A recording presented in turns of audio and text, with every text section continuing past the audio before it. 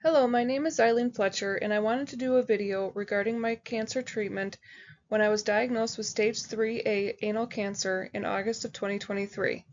The first decision of my care team was to give me an ileostomy. Basically, they take the end of the small intestines and bring it up to the surface of my stomach, and they created a loop stoma, so that way my waste comes out into that bag versus going through the rest of my large intestines and out my anal canal. Due to the external tumor and the pain, as well as the bleeding that I was experiencing, they felt that this was the best option for me during my treatment. And in the end, it really was.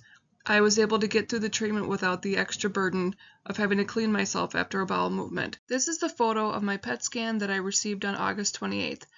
The parts that are glowing are the tumors. You can see the large central tumor in my anal canal and 2 lymph nodes by my spine. I also had an external tumor. On August 29th, I received my MRI, which assisted the doctors in determining my staging for my cancer. You can see the tumor in the dark areas between the 2 green arrows in this photo. They measured my tumor at 7 centimeters. On top of the 2 lymph nodes that had cancer and the external cancer, I was diagnosed as stage 3A. After my MRI, I had a radiation planning with a CT machine to figure out where they needed to target my radiation treatments. The plan was to start in September 19th, but because my external tumor was spreading, my doctors decided to start my treatment early. So on September 11th, 2023, I started my radiation treatment. It was Monday through Friday for 6 weeks, and then the first week and the 5th week I had chemotherapy as well. I had 2 types of chemotherapy. The first one is mitomycin, which is the purple injection that you see. And this was done on Mondays, and then they attached a pump for the second type of chemo, which is called 5FU, that I would have slowly injected in throughout the week until Friday, and then they would disconnect the pump. So again, that was 2 weeks of this type of chemo on top of the 6 weeks of radiation. Around September 25th, I had to be hospitalized for a few days. I had developed chemo mouth sores after my first round of chemo, and it got to the point where I couldn't even drink water, the pain was so bad. I also had a neutropenic fever, which means I had a temperature greater than 101 and a very low ANC level, which means absolute neutrophilic count. If it's less than 1,500, it's considered abnormal, and less than 500 is considered severe. My level was down to 340. They found that I also had an infection, and it could have possibly been from my PICC line, which is pictured here on the right. The PICC line I was able to use for chemo at home through the pump, and so they decided to go ahead and take my PICC line out and treat me with antibiotics, and after a few days my counts came up and I was able to go back home. The one thing that I was not prepared for was the extent of the radiation burns that I would receive because I had an external tumor. They had to radiate a larger area, and I developed blackening skin with it peeling and falling off. Towards the end of my treatment, I wasn't able to take care of myself on my own with doing wound care, so I was hospitalized for almost 3 weeks. On the right-hand photo, you see they have a special chair that you can sit in to soak, and unfortunately that didn't help me very much, so after the first week, they finally were able to get me down to the burn unit. Unfortunately, the burn unit was not a pleasant experience. I had to lay on that table, and they would wash me with a hose and then scrape the skin with a rough washcloth to help debride the area and get rid of the dead skin. I would have to go down there almost every day for treatment and then be taken back up to my room. The worst part was there was a doctor that thought my pain was in my head or anxiety and not because of the radiation burns that I had received.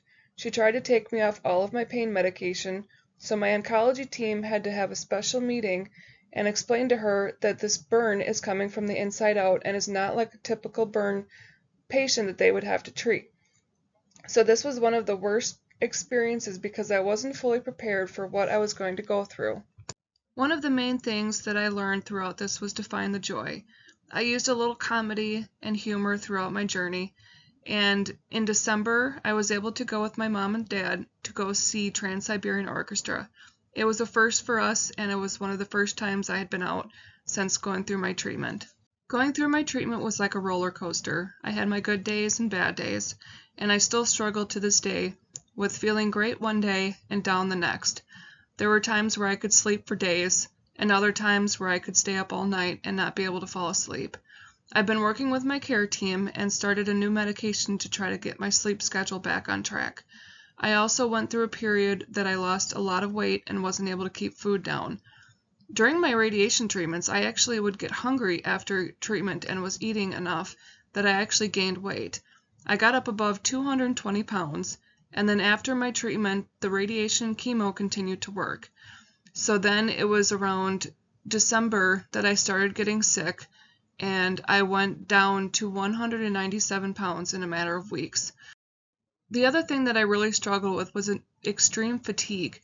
After my treatment was done, I would struggle with not being able to do much around the house. Just walking down the stairs, I would have to sit down. Getting up from the couch and going to the kitchen to get food, I'd have to sit down.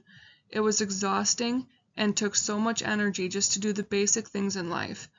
So that was one thing that I've really been struggling with the last few months, but I'm slowly getting better and stronger each day. The one thing that I will say is that I'm so grateful for the support of my father, Ed, my mother, Carol, and my stepdad, John, who's also like a second father to me. I was so blessed to have them with me the day that I rang the bell when I finished my radiation treatment. You can follow my story on Caring Bridge. I've been slowly starting to update my journal entries about what I experienced in more detail. I wasn't able to really go through that process during my treatment because I had all I could do just to get up every day and go to my appointments. So you can follow me on Caring Bridge. If you search for my name, it's Eileen Fletcher, and there's a picture of what my page looks like. I post journal entries and also have links on ways to help with my GoFundMe, Venmo, and PayPal. And I also share videos on YouTube and TikTok regarding having an ileostomy and the things that I've learned through my cancer treatment.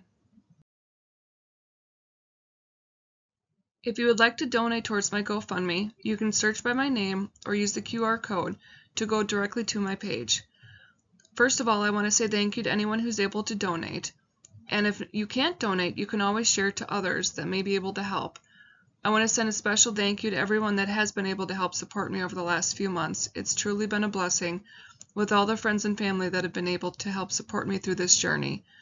It has been a struggle with not being able to work since August of last year.